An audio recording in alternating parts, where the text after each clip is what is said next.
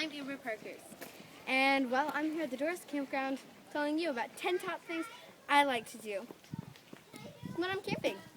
Sleep in a tent, roast marshmallows, play a little soccer, and have fun.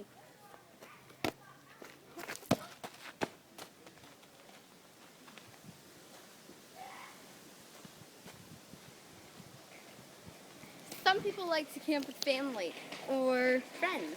Well, I like to do both. Today I'm camping with Amy,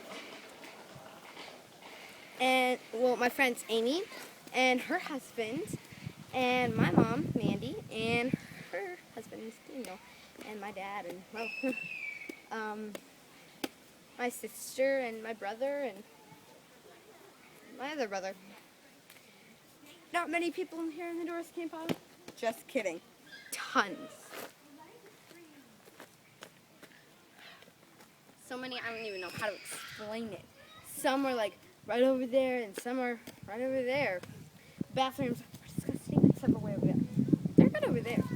Anyways, so I'm here to show you about 10 top things I love to do at camping. Let's start.